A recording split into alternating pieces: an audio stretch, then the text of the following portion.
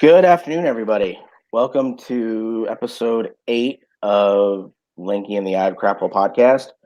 It is going to be a part 2 of the previous episode where we were talking about remakes and reboots and just the ridiculous trend and whether there are, times where they are.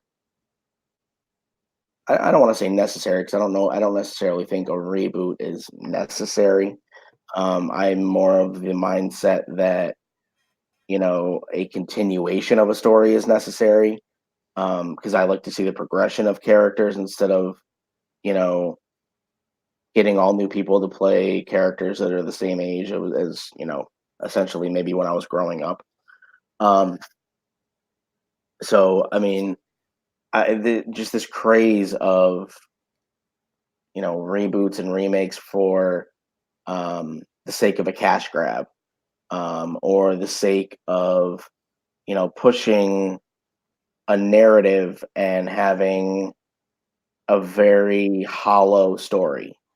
Like I think that I think that stories are more organic, and when you try and push a narrative, when your sole purpose is to push a narrative in that story, I think it comes off as just intrusive and abrasive.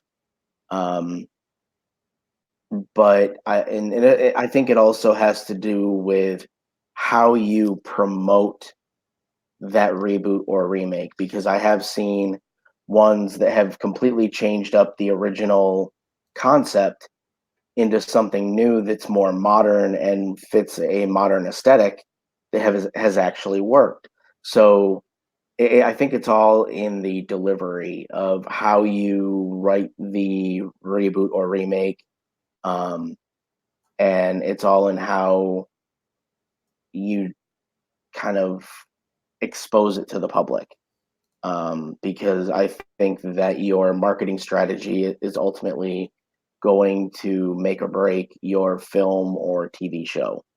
Um, I know you'll have to forgive me, unless Lanky remembers.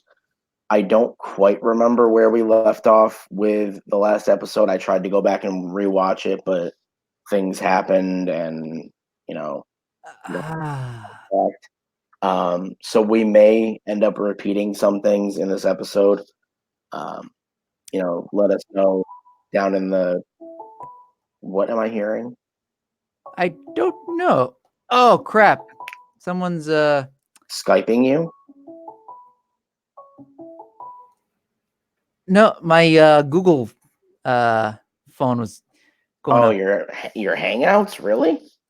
Wow. Um, huh, Yeah, hardly ever happens. So yeah, yeah. I was gonna say I'm your only friend. I know, like, I don't get it. um, I don't know if we touched on this in the first episode, but one of the things that I did want to go into, because I've now learned more about it. Um, when you're doing a reboot or a remake, um, of, say, an animated movie or TV show, and actually something just popped into my head that didn't when we were off stream. Do you remember growing up or watching? I think it was on PBS. Um, Carmen San Diego. Where in the world is Carmen San Diego? Yeah. Netflix did a reboot of that, but it's an animated version, and I was so resistant to watching it because I thought that it was going to be trash because it was an animated thing. I watched it. I admittedly I haven't finished watching it, but I've watched the first couple episodes, and they're not too bad. Um, I just thought that I liked the real world aesthetic because I think it was more informative than entertainment, because it actually taught you things. I don't necessarily think that this iteration teaches you things, but I can appreciate it for what it is. because it's a different aesthetic. Interesting. Now, Uh, it's not like an animated game show, right? It's like an actual story it's an where. actual story. It's like she, it's literally, it's not, trying to find where she is. It's actually her telling the story. And you see her going to all these places and stealing all this shit instead Oh, of, the girl who played the chief, the one that narrated and hosted the game show type of thing. Um, Instead of, it's not that type of approach. It's like a literal cartoon. interesting. From So Carmen San Diego's perspective. yeah. So Huh. I can appreciate, because it actually shows a a different type of story, because in the original live action game show, she was obviously a criminal that they were trying to catch. Well, this shows her as a kid going through villain school, and where she learned to be a villain. Um, and it shows her actually realizing that that's not the route that she wants to take.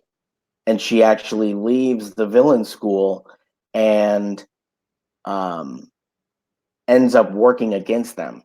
Like, they'll go and steal something, she'll steal it back and bring it back to where it originally was, which is why I was more receptive to watching it after the first couple episodes. Interesting. Um, Huh. yeah, you'll have to watch it. It's on Netflix. Yeah, sweet Um, deal. but then, um,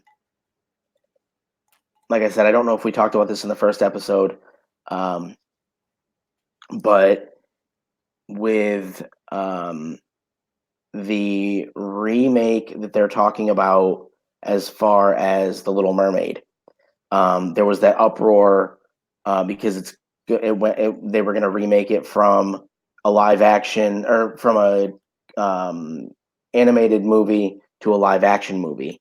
Um, and this is why I say I think that the way that you market something is crucial, because it's going to tell you, you know, the audience that you're going to get to go see it. Um, but I think right now, outrage culture seems to be the way to go. So they're promoting things in a way that are going to get people pissed off, um, and initially act negatively toward it. Um, the original um,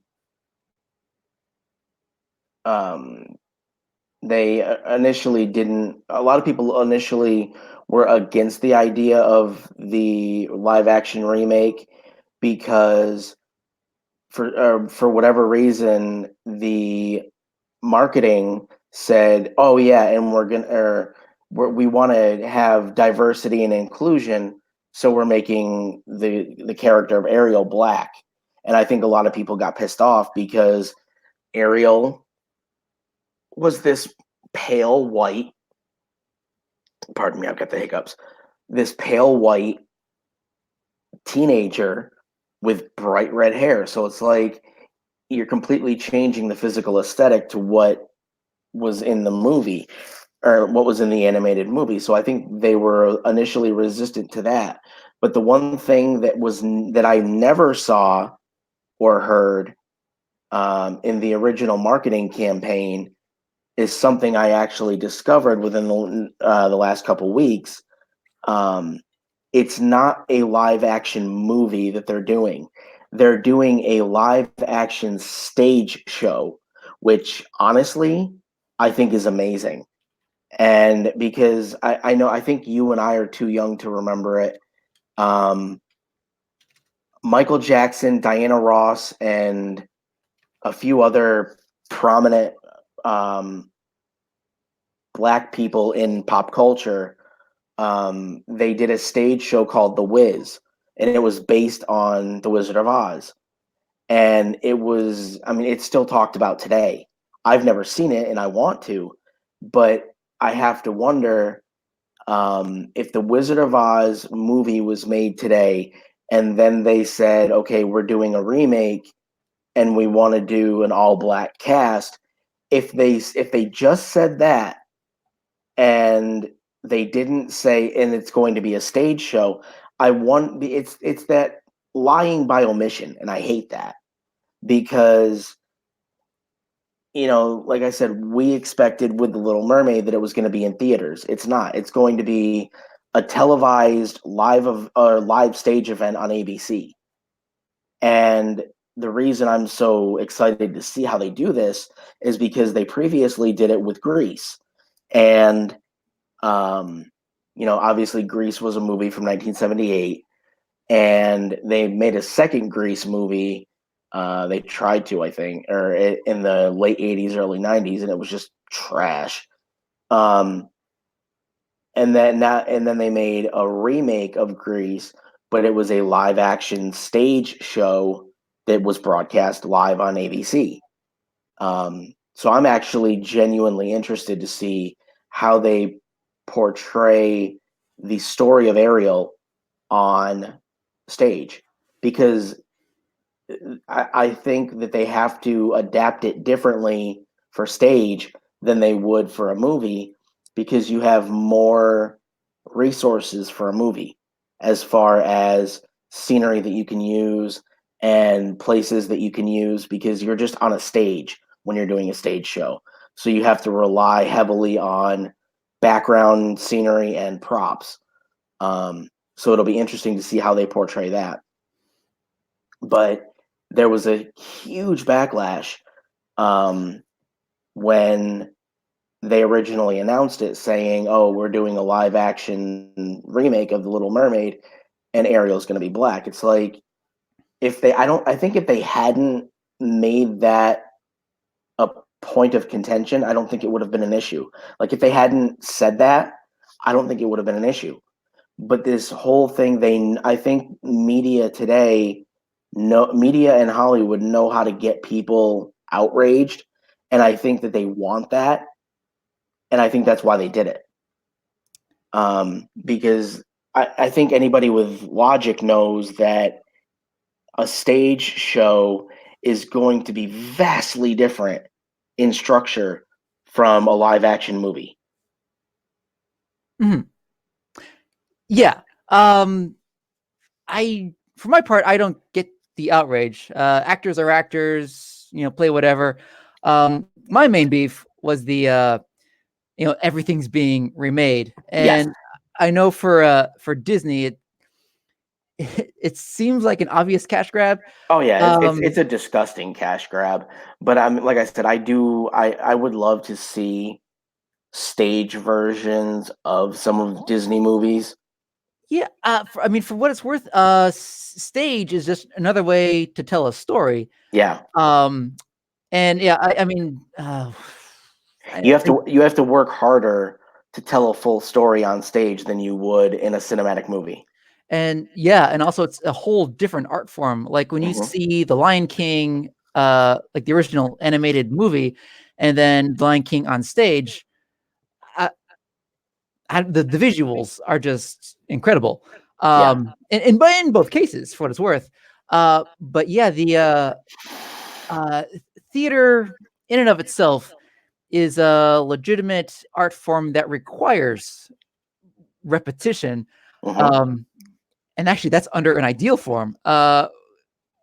Theater in and of itself is very organic, and there are no two performances that are exactly alike.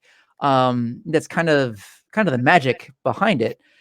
Uh, so yeah, theater as an art form, when you see Shakespeare performed over and over again for what 300 plus years, Yeah. uh, you know, it deserves that. It's Yeah. stories Um, that need to be told and retold, and then there are going to be new cast, different sceneries, and that sort of thing. But it's still underlying the same story. I think that that transitions well into one of the things we discussed in preparation, as far as can a story withstand the test of time? Like they say that music is timeless. Like there are certain songs that are timeless, that it doesn't matter what generation you're from, that song is going to always evoke emotion or a response um, from the listener. So I think that there are certain, songs that are timeless.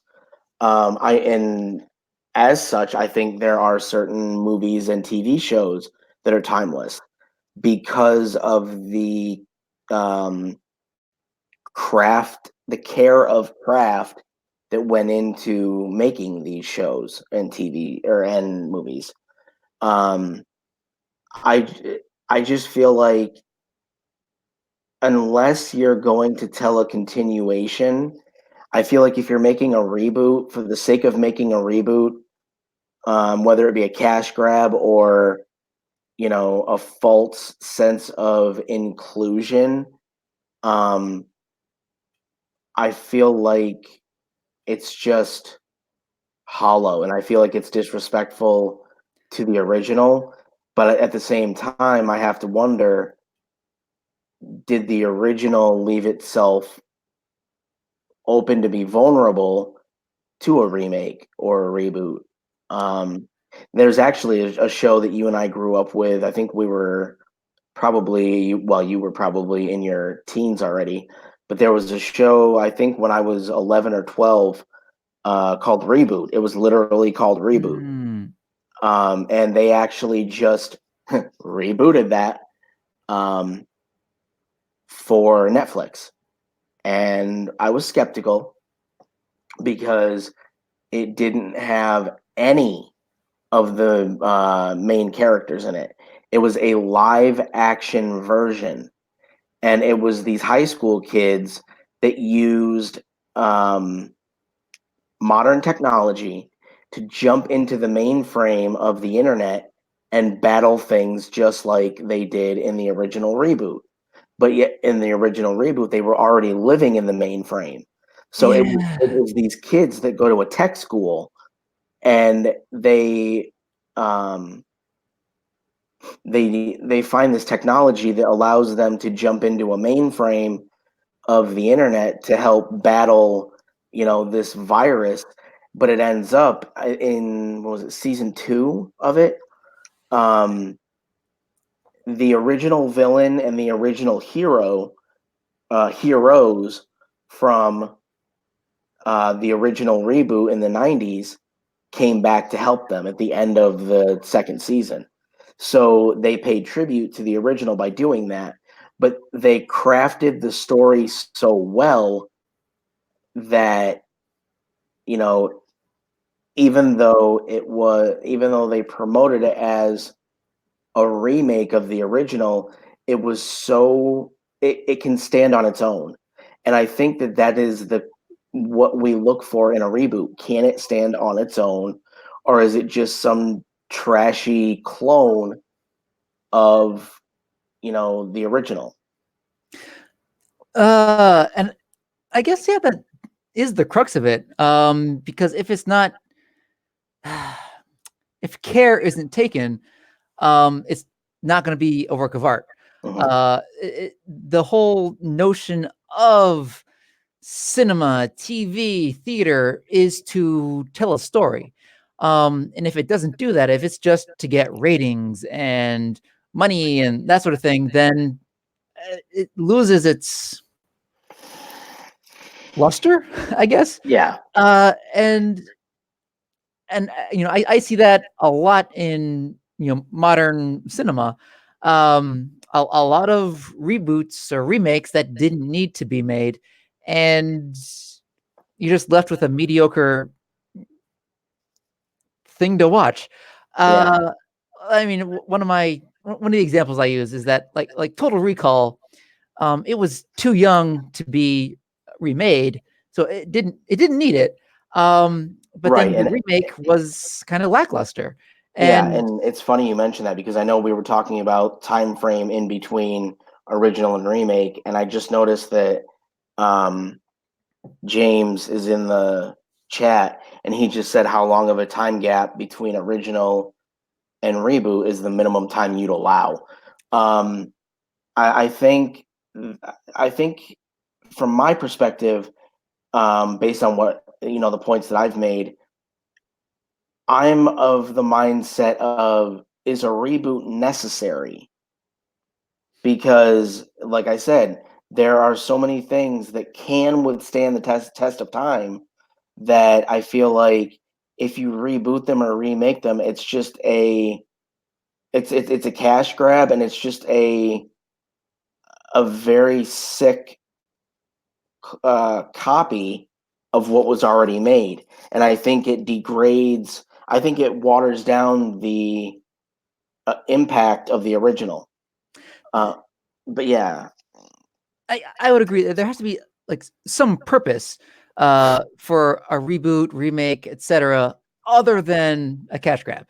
If there's something more you want to tell in the story, like my paradigm I use is The Princess Bride. Like by all accounts, that movie does not need to be remade. It's perfect all on its own. Um, However, there are caveats saying, if the Muppets did it, that would be an interesting take on the same yeah, story. that would be like that would be a different medium, so to speak. Yeah. It's like if they made, because I think you and I were talking about this in the first episode.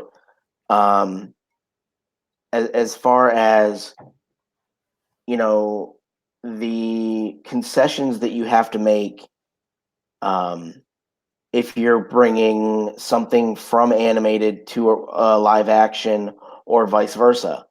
Like, and although it was very short lived, I don't know if you remember those stupid ass cartoons that were made about the New Kids on the Block back in the 80s and 90s. Do you remember that? Vaguely.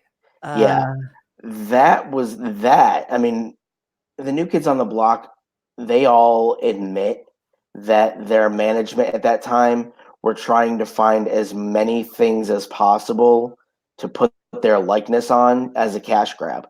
They admit that their original existence was a cash grab because they were an 80s/90s boy band. And what was it? Was it Belle Biv DeVoe or Boys to Men that Maurice Starr, who uh, managed the New Kids, Maurice Starr wanted to create either Belle Biv DeVoe or Boys to Men as the black version of the New Kids, which I think promoting it, like looking back, I think promoting it like that was kind of stupid, because you're kind of diminishing the impact that New Kids and Boys to Men had individually, because they had an impact on vastly different audiences, but they also had some of the same fans. So I think by watering it down to irrelevant and immutable characteristics as to why you're making something over, I think that waters down the impact that you're ultimately going to have with your final product. Yeah. And I'm trying to think back. Oh God, because I really didn't get big into the music scene until the late '90s. But didn't Boys to Men actually have more artistic music than New Kids Well, on the Block? I think they put out more, as far as volume, in their catalog. They put out more, but they were also around a lot longer, Uh, as far as their original run. Um, Interesting. I think they were around a lot longer, because I think New Kids was around from, I think, 89 to 94, 95. And I think their timing, I think their existence overlapped with Boys to Men, because Boys to Men came after the fact. But I think that to make a remake or a reboot, I think you should promote it based on its own merit and explain to the audience what individual merit it has. Because I think if you just say, it's a reboot of, the original, and, we wanted to do it for this empty reason or this empty reason, you're going to see it's going to be pandering and it's going to be a cash grab. Yeah, I hate to say it, the audience can usually see through that sort of thing. I know. I mean, don't get me wrong. There are always going to be like diehard Disney fans who are going to see every movie. Right.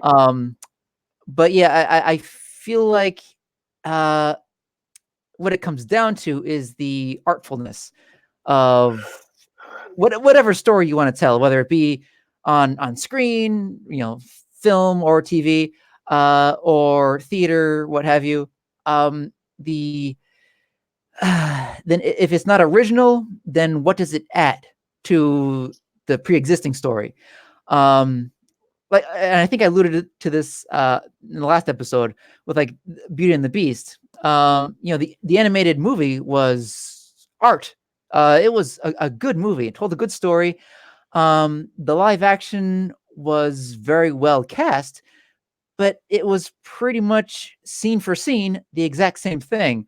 I would have loved to see maybe a more adult take on it or something like that. Yeah. It's something to be added to the story, and I didn't see that. So that kind of turned me off from any future Disney live action remakes, because if it's just a retelling of a story that I've already seen and loved the original, I don't need to see the live action. And actually, that brings up a good point. See, this is one of the problems with us, because we're talking, and each time one of us says something, it could trigger something in the other's head to bring up another point. So, we have a structure of the things we want to cover, but we veer off path because, there's so many different things that we remember. Sorry. No, you're fine. But do you remember Lady and the Tramp? Yeah. I'm going to get laughed at to the ends of the earth for this. I was watching Dancing with the Stars the other day, and it was Disney night.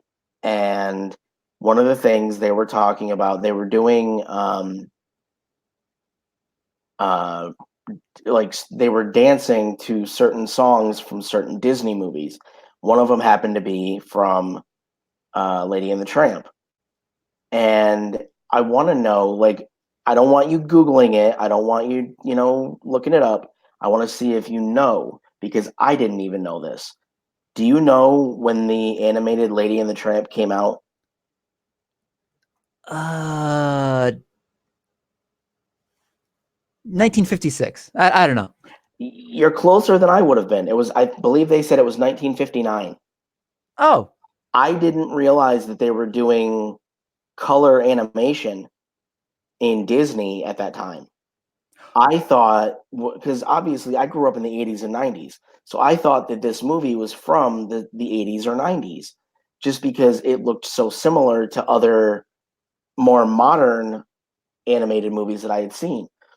But and I'm going to contrast this with a movie that I don't think it was Disney. Do you remember the original Homeward Bound? Yes. The two dogs and the two dogs and the cat. Yeah, that's it. Yep. Okay. Well, obviously, kids know that animals do not speak English. They do not speak in audible words. So if you take like Lady and the Tramp, it was animated. Obviously, in animated, you can make animals talk. When we saw Homeward Bound, we knew obviously that there were voices dubbed over, because it's animals talking in audible words and recognizable words is not something that you can base in real life. So during this They're episode of telepathic. yeah, but seeing this episode of Dancing with the Stars, they made the announcement, and I had actually known this, but I didn't think it was true until I saw proof. They actually made a live action remake of Lady and the Tramp, and it's like, why? The cartoon is beautiful, and Mm. animals talking is not something you can base in reality. So, in that respect, like with the live action remake of Aladdin, you can base that at least 98% in reality because it talks about real people. Not real people, but it talks about humans. Mm. So you know that humans speak in recognizable, audible language. Why then are you going to make a live action version like with The Lion King? Why are you going to make a live action version of animals, of a movie about animals, when you know animals don't speak in audible words? It's a cash grab. It's stupid. You got to make some money somehow.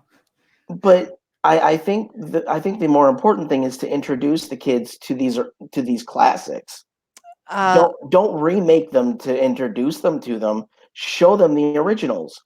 And on I'm going to jump into something different here that kind of relates to it. It goes back to what we were talking about in prep for the show, um, as far as TV shows, like live action TV shows, that obviously you can't remake purely because the name of the actor was in the name in the title of the show. But it's like, I have to wonder, with this trend right now, are they picking movies and TV shows that leave themselves open to being vulnerable to a remake or a reboot? Because there are like with I Love Lucy, the Dick Van Dyke Show, Mary Tyler Moore, um, and the Andy Griffith Show. You can't remake those because they are frozen in time, and they can still withstand the test of time. Like they are a time capsule back to that time period of a simpler life. So, taking away the fact that their names were in the title, I think that, you know, you have to really determine, can your remake withstand the test of time, or is it just going to be some piece of crap, you know, twisted, version, that's a copy? And I have to pick on James a little because he's saying, or going back to what we were talking about with music, he said that he went to a New Kids concert as his sister's birthday present. I think he's using his sister as a front. I think he went there and fangirled himself. I'm just going to put that out there. Oh, but it's weird, and actually I guess we mentioned this off stream, Mhm. that uh people, the audience, they can hold things sacred, like the Princess Bride, but in Hollywood nothing is sacred. So when they talk about remaking the likes of The Princess Bride, they will think nothing of, oh, it made a lot of money in the 80s. Let's just redo it for a whole new generation and make more money. But and again, the audience who love the artfulness of the movie don't want anything to do with that. Right. They're like, no, you're not going to ruin this movie. And Hollywood has a penchant for ruining things. It's But like it's like people right now are talking. I don't know if it's ever going to happen because I don't think the original writers and directors want it to happen. So I don't think they'll give over the rights. People want a Back to the Future 4, and it's like, if you try and put anything modern into a Back to the Future 4, it's going to completely destroy the franchise because they're gonna try and inject a bunch of modern shit into it, and it's just gonna destroy it. whew, yeah, and I have to admit the third one had a great ending. Yeah. So Wasn't that where they rode off on the train? yeah. Yeah. Okay. And the message was that, the future remains unwritten, so make it your own. Yeah. And I think that was the lesson learned from the second movie, where everything was just ruined by one single mistake, and then this butterfly effect of, oh crap, an alternate timeline. How do we fix this? So yeah, when you destroy the time machine, the future remains wondrous and unknown to everybody. Um, and I think that was the magic of the trilogy, is that you don't need to mess with time in order to live I mean, your life. if you want to get real, we have a series that can essentially be, based on Back to the Future. It's called Doctor Who. Yeah. And again, that I guess brings me back to one of my points. That back in the 60s, was it 1963 when Doctor Who first Yes. debuted? Yes. The 50s, the 60s, TV in and of itself was a novelty. Like almost anything created for TV was an experiment. It was art. To this day, I don't see anything like the Twilight Zone or the Outer Limits, or Doctor Who has withstood the test of time because they have a genius plot device where characters can continue forward, and you don't need to cancel the show. But yeah, something I need you to fact check that James just brought up. He's going back to the Back to the Future aspect, and he said that the time machine, the DeLorean may have been destroyed. He said, but the train was actually a time machine as well. Yeah. Okay. So I mean, that leaves it open to another movie, say, but I'd like to think it was just, or I guess probably another plot device, where you could see that the Doc lived a good life. He started a family with, someone he loved, and he invented another time machine that also can fly. So, but have you ever heard the fan theories that connect the actual fan theories that directly connect Back to the Future with Doctor Who, or at least modern Doctor Who? I haven't. I'm going to blow your mind, so you better buckle up. Oh, okay. Do you remember the name of Doc Brown's wife at the end of Back to the Future 3? Oh God. I can look it up, but No. It was Clara. yes, that's right, Clara Clayton. Yeah, there were a bunch of fan theories when 11 and 12 were working on Doctor Who, and they tried to make the because they said that she's the impossible girl, and they tried to make the connection between Clara on Doctor Who and Clara from Back to the Future 3. Interesting. And again, I haven't seen the last half of Capaldi's work. And at the time I left, Clara was still his companion. So I don't know the full story, say, Right. but it's an And interesting actually, theory, I have to admit. yeah, James just said that there's a Back to the Future cartoon that follows the kids. See, this is why I like having people in the live chat, because I didn't know that there was a Back to the Future cartoon. There was, I think in like the early 90s. I'll have to look that up and see if I can find it on like YouTube or something. Yeah, and it took place after the third movie. So every character was pretty much up for, a storyline in the cartoon. And yeah, the kids were a part of it. The Doc and Clara were. Marty McFly was there with his hoverboard. I don't remember a whole lot about it, but I do remember it being a thing. Yeah.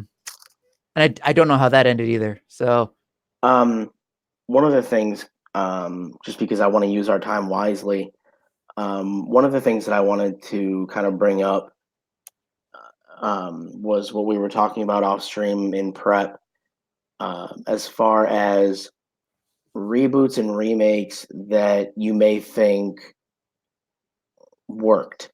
Because I was reading something over the weekend, and it was those monthly lists that they release of shows that are brought back for another season, or shows that are canceled. Um, One of the shows that was canceled was the modern day reboot on Netflix of One Day at a Time. Now, you, me, and James are too old, or too young to remember the original One Day at a Time TV show. This was back when my mom was a teenager, and we all know that was like 300 years ago. looks great for her age. Oh Lord, you're such a suck ass. But I mean, I know the characters and the actors and actresses from the original because they've appeared in other things throughout the years. And Valerie Bertinelli, who was in the original, actually, she was a contestant on Dancing with the Stars a couple of seasons ago. Did very well too. But a couple of years ago, they rebooted One Day at a Time, and yeah, and it was strictly for Netflix. But this time, the One Day at a Time, they dealt with an immigrant family from Puerto Rico. So it wasn't the same characters, it wasn't the same storyline, it was the same title, but it was showing how an immigrant family who, and I'm gonna, be a little bit controversial here by saying this, they were here legally. Like, they had gone through the legal channels to become citizens here. But they were talking about, or they showed how an immigrant family from Cuba or Puerto Rico, was it Cuba? I don't know. It was either Cuba or Puerto Rico. My brain isn't working today. But it showed how they were dealing with the trials and tribulations of today. And I thought that it was the coolest thing because they did make specific references to things that are going on today. And at the time, I was like, I don't know. I mean, I don't know how people are going to react to that, but I understood why they were doing it. But their mentioning of things that were going on, it, instead of attacking that concept, they were explaining it from their perspective. And all of the actors and actresses, save for one of them, were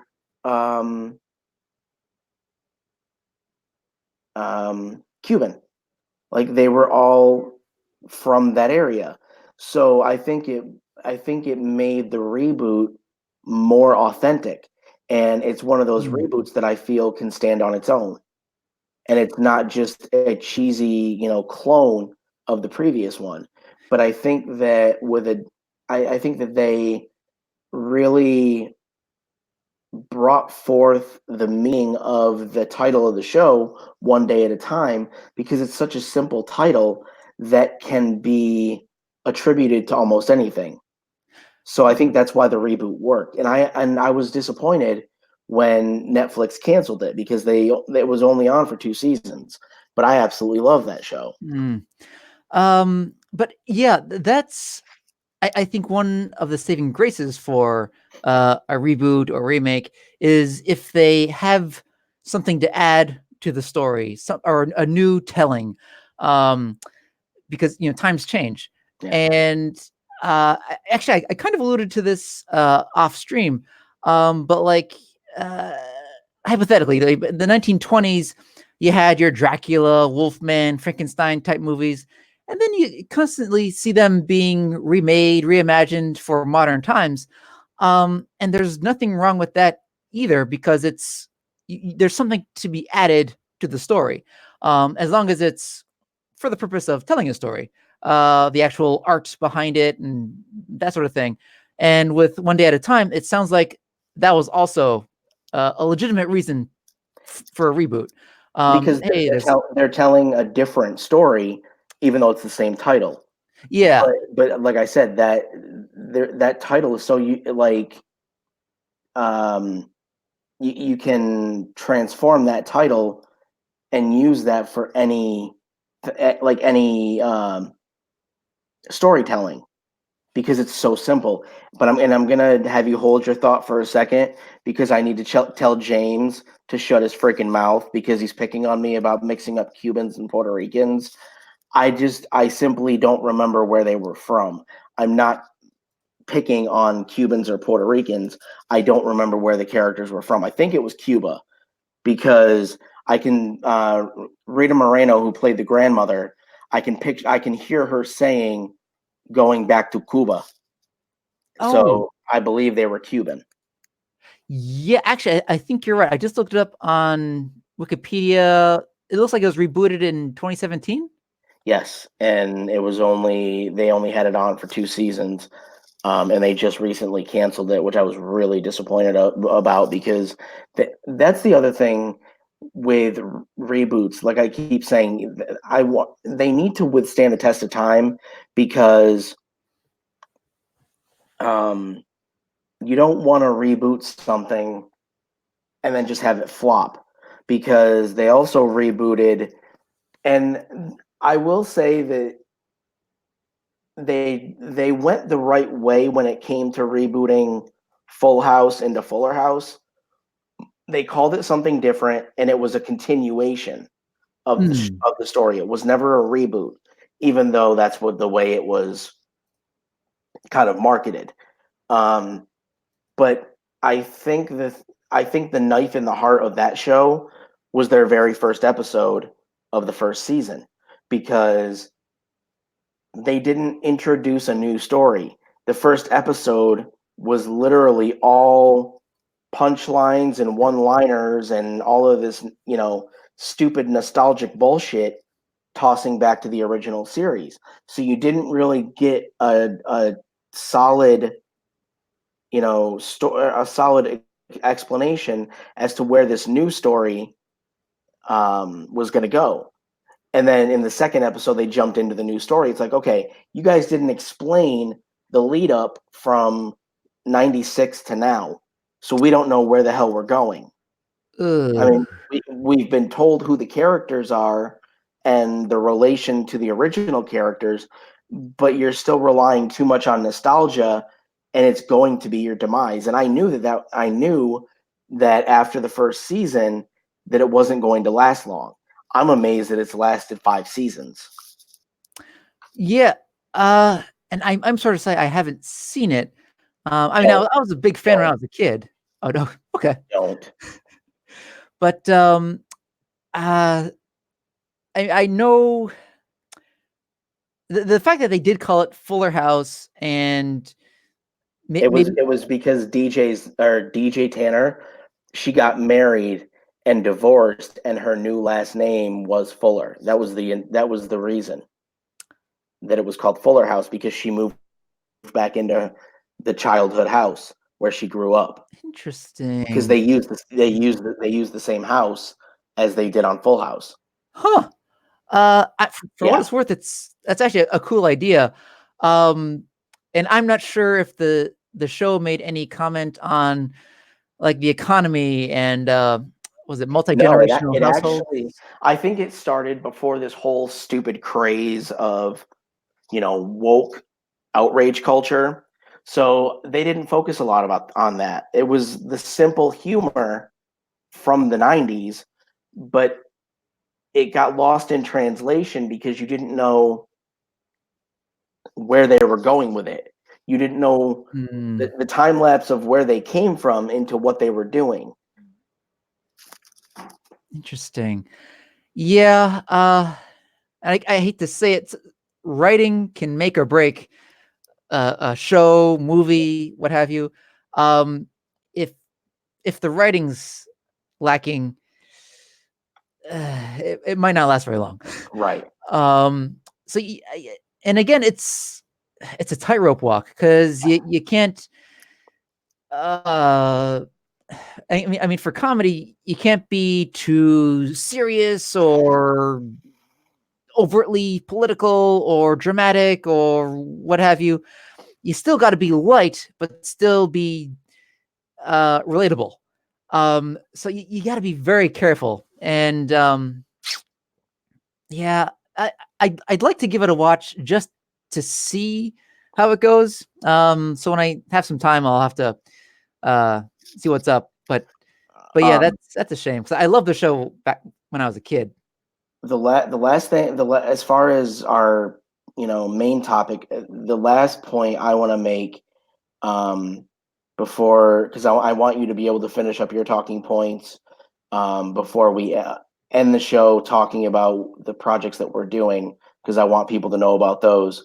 So the last point I'm going to make, for the last couple of months, I've been hearing about Kevin Smith and Jason Mewes doing a Jay and Silent Bob reboot, and because I think they had Jay and Silent Bob Strike Back, and then now they have the Jay and Silent Bob the Reboot, and it's literally called Jay and Silent Bob the Reboot, and I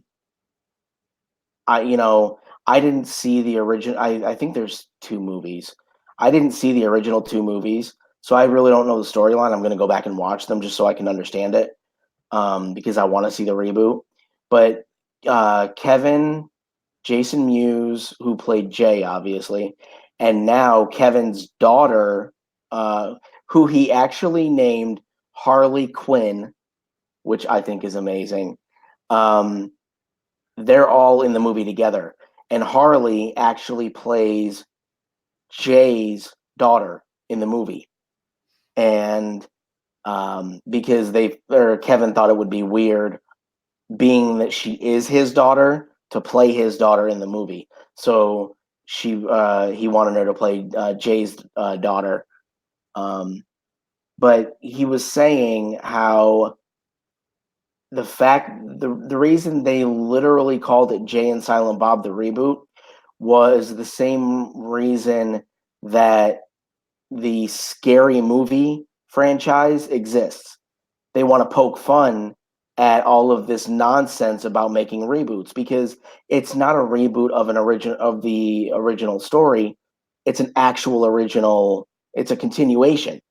Yeah, and And I'm so anxious for this.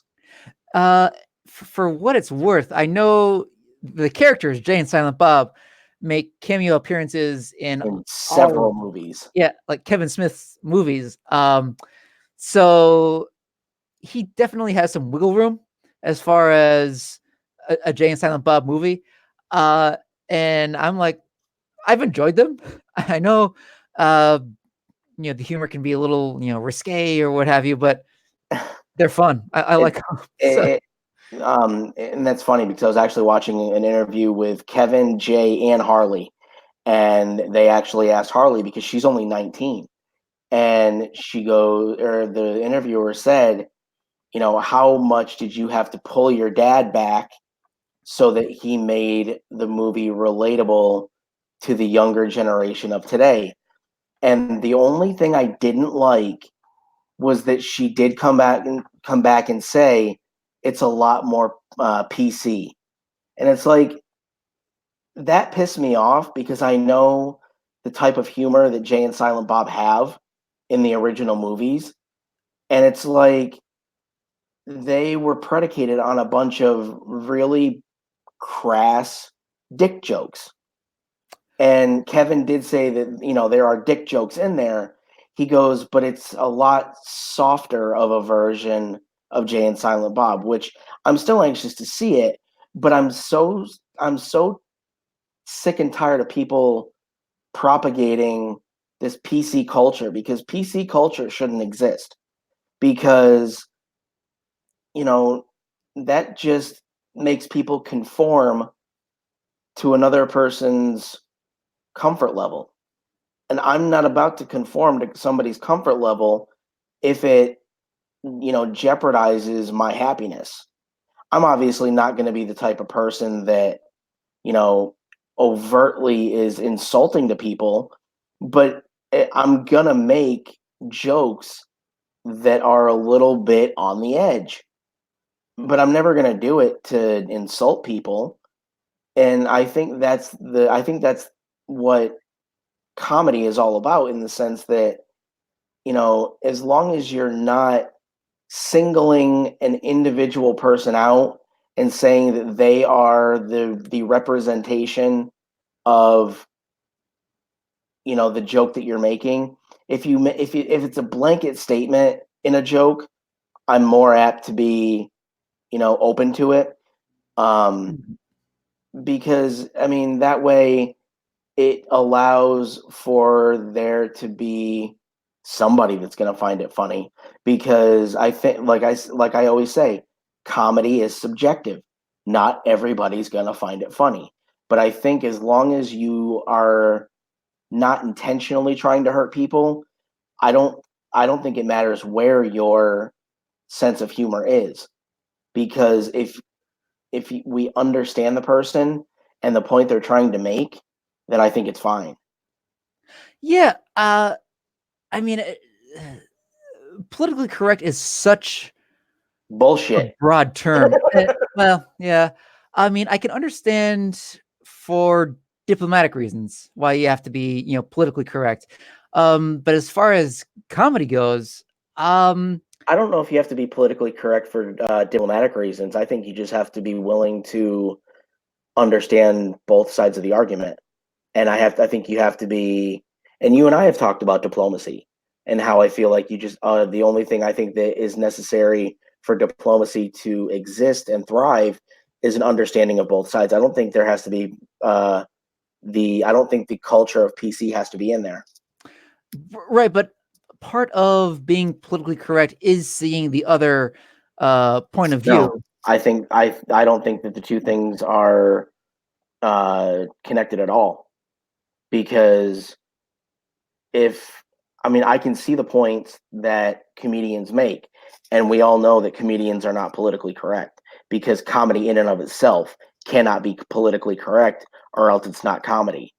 But I can see the point that or comedians are trying to make. So I don't think that political correctness is necessary to kind of institute diplomacy or to reach, you know, shared diplomacy. I honestly think that political correctness is a cancer. I mean, I guess it depends on how it's used, because I mean, hypothetically, in politics, if you're speaking with, you know, the German chancellor or Vladimir Putin or the prime minister of England, you don't want to insult them in any way by using some sort of slur or something like that. You kind of want to be you want to use choice words. But I also think that if you're dealing with the head of a country who is a little bit more thick-headed, I think you need to find an effective way to ruffle their feathers to get your point across, so that regardless of whether they get pissed off in regard to how you delivered that point, they end up understanding that point. So that's why I still say that political correctness is bullshit. But also, if you say something that is like, oh, You just have to know. I think you have to know how to use your words. Whatever words you're using, I just think you have to know how to use them properly to get the point across. And I don't think that's political correctness. I think that's just knowing what words will work. I guess that's the crux of it, because if you insult Kim Jong Un and he pushes, the button to launch the nukes, If you then if you think about it, I mean, Trump is literally the only American president that I know of that has, yeah, literally the only president in history in the U.S. to cross the DMZ, the demilitarized zone between North and South Korea. And there are times where he has insulted Kim Jong Un. I mean, he called him Rocket Man, for Christ's sake. mm, But they still have a working relationship. They can put that aside and still have a working relationship. I mean, even though we don't hear about it, there are still negotiations going on, even though they're not widely publicized right now. They're doing them out of the eye of the public so that, nothing has the potential of being tainted. But I mean, like I said, I think at the end of the day, as long as somebody understands where you're coming from, I mean, yes, I do agree that delivery is sometimes necessary to work on, but I do think that I think people have to be capable of listening to what's being said instead of how it's being said. uh, yeah, that's fair. Um, but I guess the intention is what matters. Yeah, yeah, Um, you're right, and the intention over in the in is it inference? Like, uh, no, I don't know what I'm trying to say. But in any case, I mean, I just think that, like I said, I don't like political correctness. I would rather have somebody be very brash and upfront with me in what they're trying to say instead of trying to mince words just to avoid hurting my feelings, because eventually, if they're making a valid point, I'm going to eventually, understand where they're coming from. I don't care if you're going to hurt my feelings, because what was it, about a year ago? I heard this statement that somebody made, and they said the only way that somebody can hurt your feelings is if you put stock in, or if you value what that person is saying, or if that, or if you care about that person or something like that. So it's like, if you are, if there are two heads of state for different countries, I think that, you can't take things personally, because as we've seen in the political landscape here in the States, there's a lot of mudslinging in the mm, public eye. But um what we don't see, and what the media refuses to report on, is a lot of these people who are shit talking each other in the public eye and in the media. They go out at the end of the day and they sit there and laugh their asses off while having a beer together. So that's what I don't like about political correctness, because, politicians in and of themselves are the ones that prove that political correctness is completely irrelevant, because they will sit there and shit talk each other in front of us, but then they'll go have a beer and laugh about it. So it's a bad example for us. uh, yeah, and I guess, I mean, yeah, you mentioned it. Like, it all comes down to the words you use. Hmm. Uh, and 'cause I'm not sure, because the alternative to political correctness is a huge gamut of alternatives. You can still use well-intentioned, kind words, but still not technically be PC, or you could be downright bullying and insulting and Well, still not be PC. I think that when you're trying to get a point across and you're trying to convince or convey a sense of urgency, I do think that you have the right to use alarming vocabulary. I feel like you can use alarming vocabulary in a very diplomatic way. It all depends on inflection.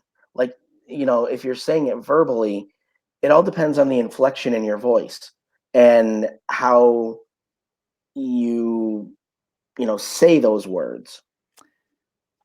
Yeah. It all depends on the emotion behind them. That's why I love comedians, because those they're on stage to make you laugh.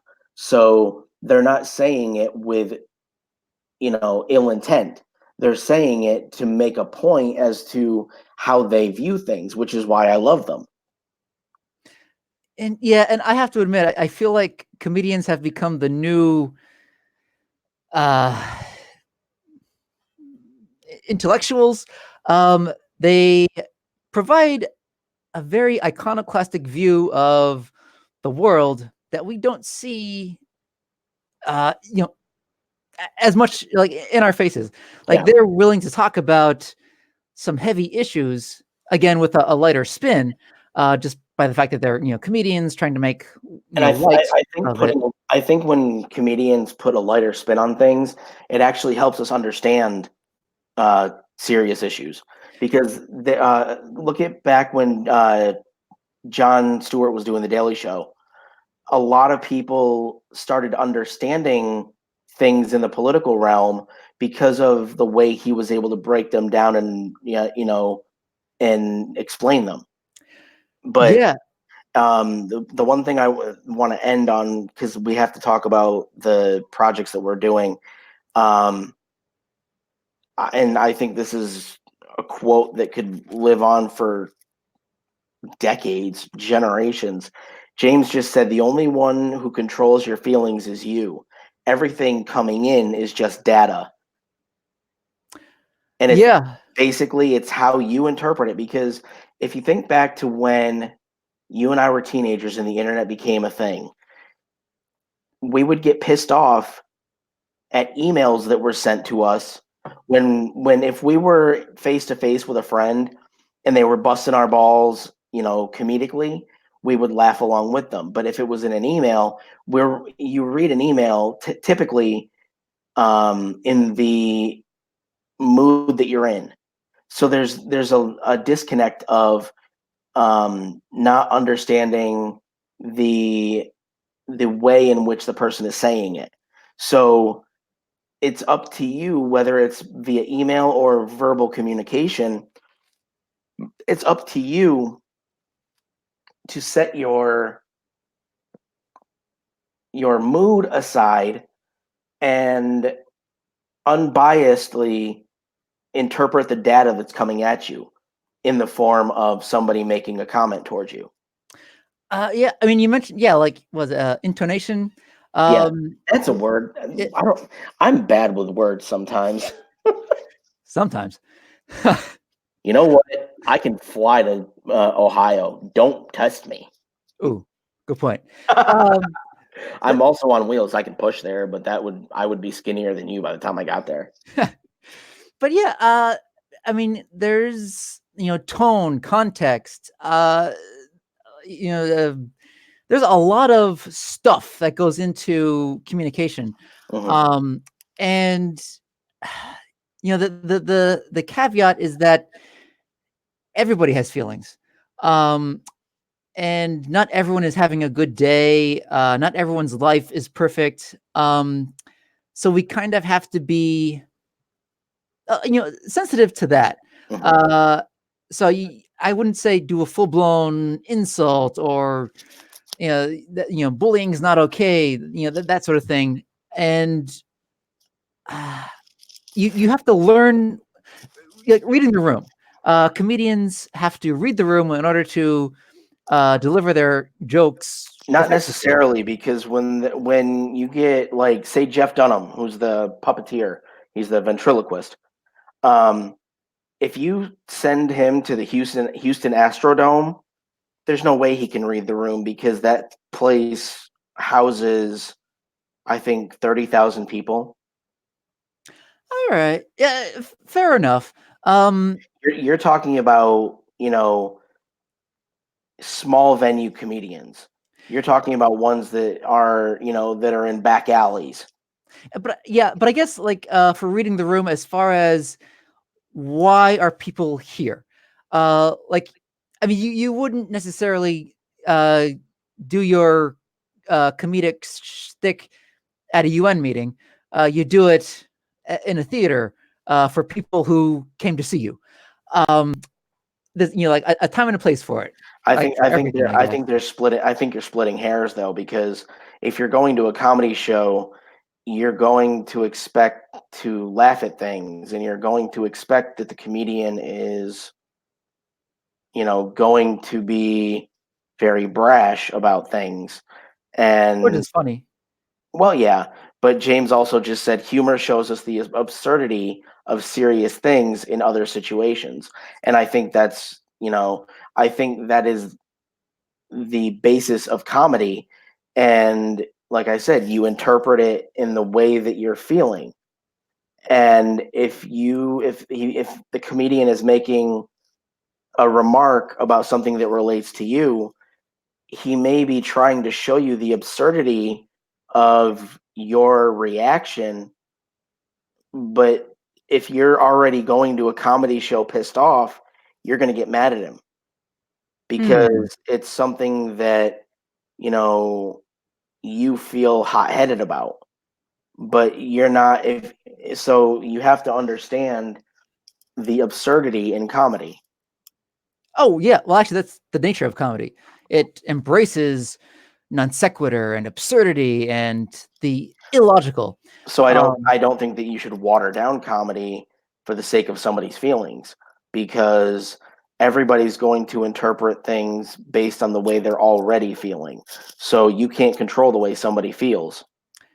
True, but also you can design comedy so that it's for everybody. Like I Comedy always, comedy is for everybody, because there are things that somebody might not find funny today that 5 years down the line they will. mm, So it's, like I said, it's we could go into a whole different, thing about political correctness.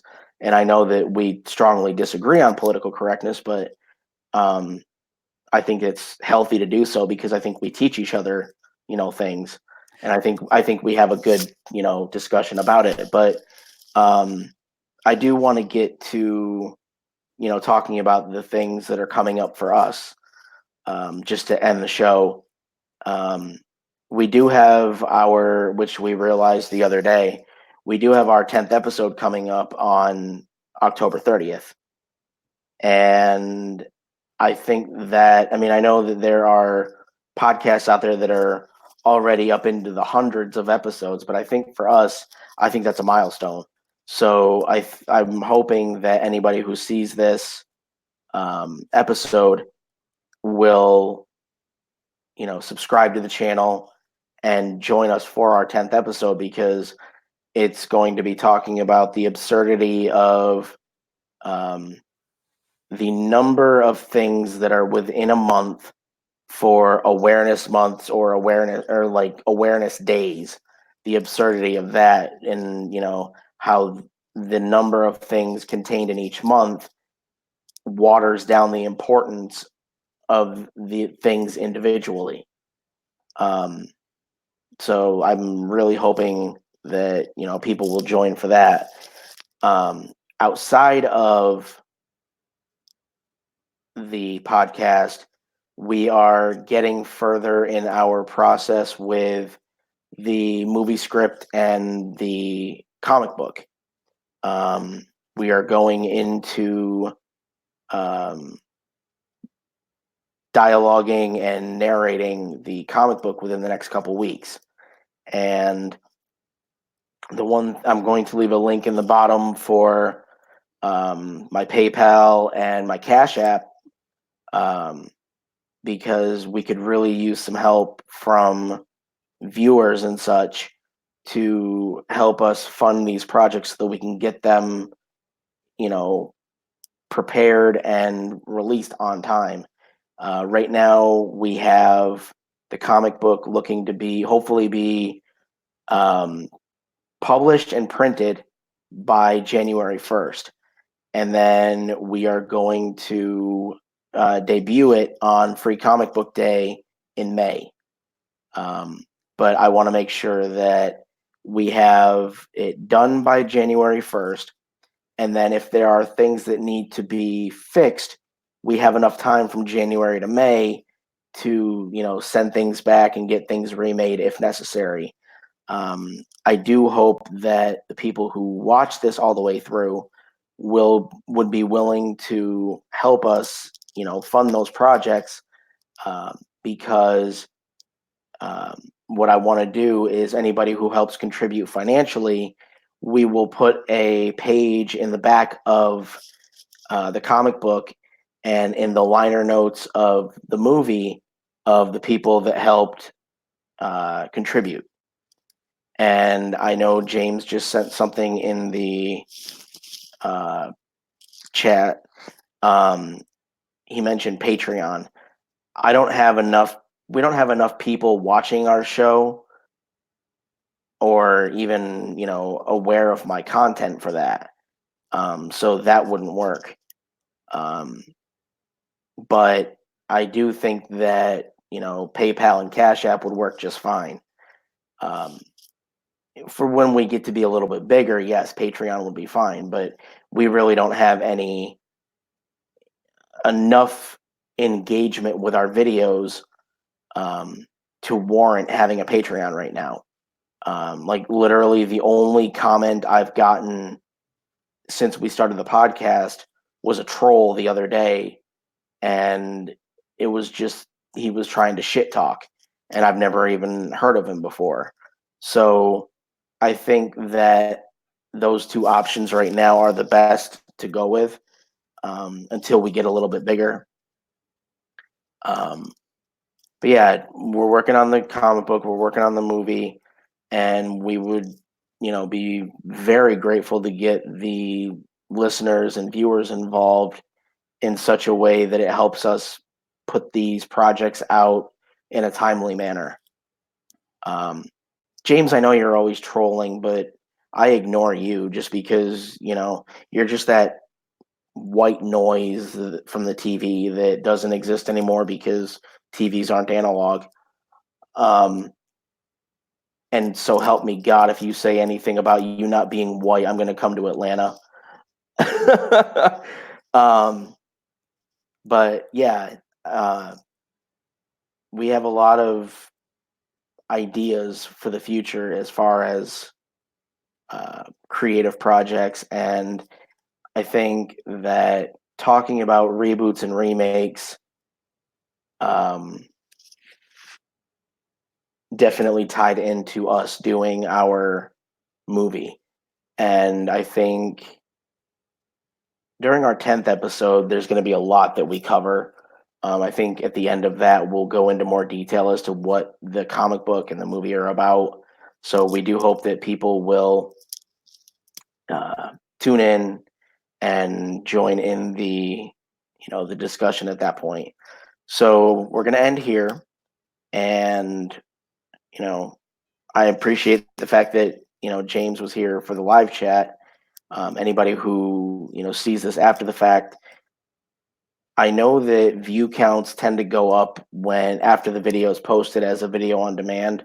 So anybody that's watching this all the way through, please let us know that you're there. Comment below, let us know what you're thinking about the discussions that we're having, and where you think we should go in the future for different episodes. And if you will join us for a live chat. So we will see everybody next Wednesday at noon. Yeah. Awesome. All done? Yeah. All right. We will see everybody soon. Bye. Oh, bye.